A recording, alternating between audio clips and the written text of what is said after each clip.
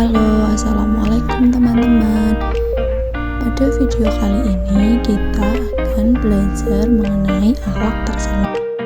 Di video ini kita akan membahas tentang 3 macam akhlak tercela, yaitu yang pertama hasad, yang kedua riya, dan yang ketiga takabur.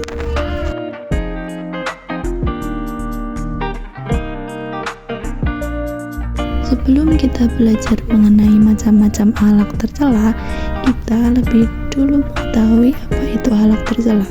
Akhlak tercela atau akhlak al-mazmumah adalah perbuatan atau perkataan yang mungkar, serta sikap dan perbuatan yang tidak sesuai dengan syariat Allah, baik itu perintah maupun larangannya.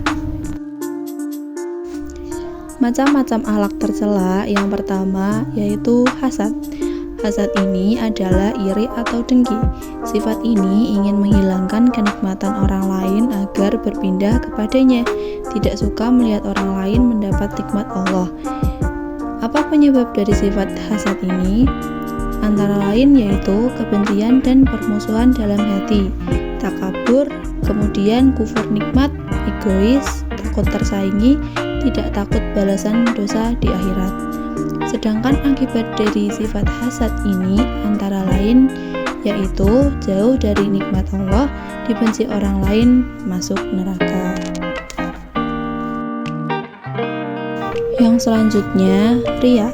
Riya yaitu melakukan amal kebaikan tapi dengan maksud ingin dipuji oleh orang lain. Orang yang memiliki sifat riya merasa puas apabila dipuji oleh orang lain.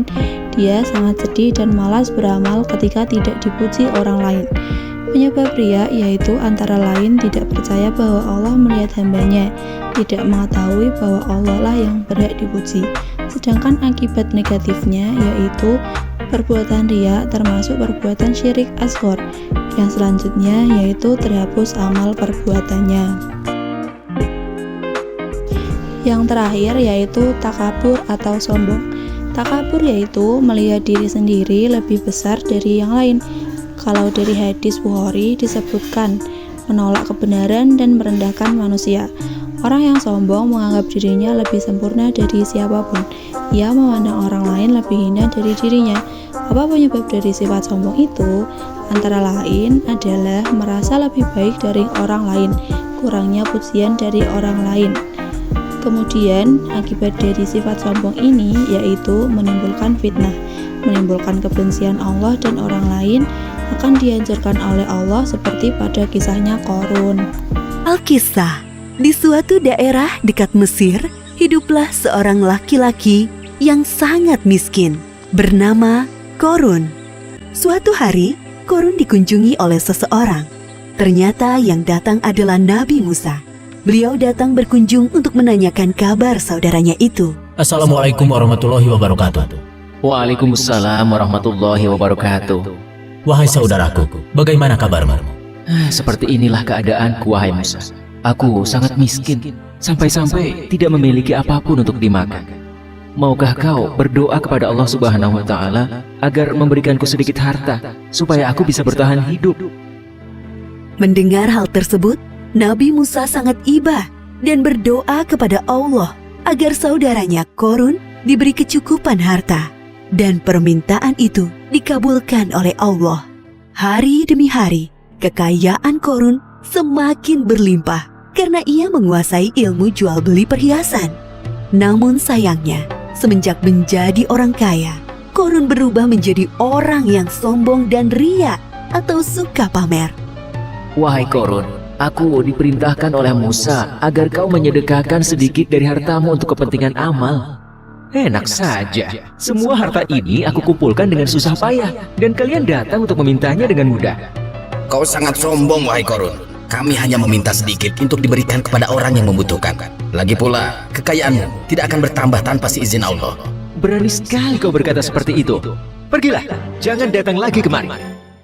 Kedua utusan Nabi Musa meninggalkan rumah Qarun dan melaporkan kejadian itu kepada Nabi Musa. Hartaku sungguh sangat banyak. Tidak ada seorang pun yang bisa mengambilnya dariku.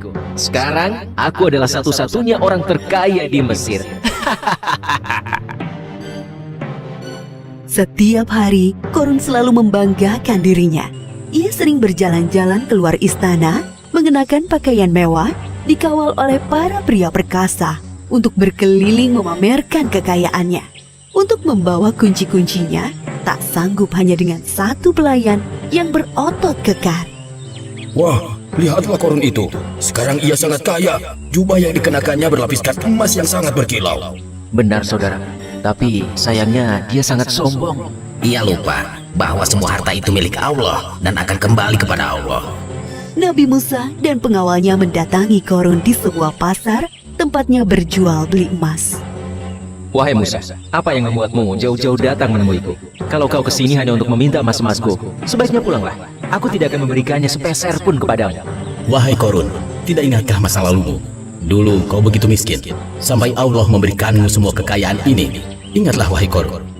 Itu masa lalu, wahai Musa. Semakin hari hartaku semakin bertambah. Semua itu terjadi karena ilmu dagang yang aku pelajari, bukan karena Allah. Korun tetap bersikukuh, tidak mau menyedekahkan hartanya karena menganggap semua harta yang dimilikinya adalah hasil kerja kerasnya selama ini. Aku akan mengatakan kepada semua orang bahwa Musa akan mengambil seluruh harta yang aku miliki. Aku hanya mengingatkan, karena dalam setiap harta yang kita miliki, terdapat 2,5% hak orang miskin di dalamnya. Aku mengingatkanmu, jangan bersikap sombong dan membantu orang lain yang membutuhkan. Sekiranya kau tidak berkenan, Allah akan mengambilnya dengan sangat mudah, seperti saat Allah memberikannya. Pergilah wahai Musa, kau hanya menggangguku. Sepeninggal Nabi Musa, kesombongan Korun semakin bertambah. Bahkan ia merampas harta orang lain untuk menambah kekayaannya. Sampai suatu ketika datang azab dari Allah. Tiba-tiba langit menjadi gelap, bumi bergemuruh, dan barang-barang di rumah Korun bergetar. Apa yang terjadi wahai pelayan? Terjadi gempa bumi, tuanku. Apa? Bagaimana ini bisa terjadi? Bagaimana dengan hartaku? Pelayan, selamatkan hartaku. Oh, emas-emasku, berlian pujianku, perhiasan mewahku yang sangat berharga. Semuanya harus aku amankan sebelum sempat menyelesaikan ucapannya, lantai rumah Korun terbelah menjadi 2 bagian. Begitulah akhir kisah Korun yang sombong. Gempa bumi melenyapkannya ke dalam tanah bersama harta bendanya. Sekian video dari saya kali ini. Terima kasih. Wassalamualaikum warahmatullahi wabarakatuh.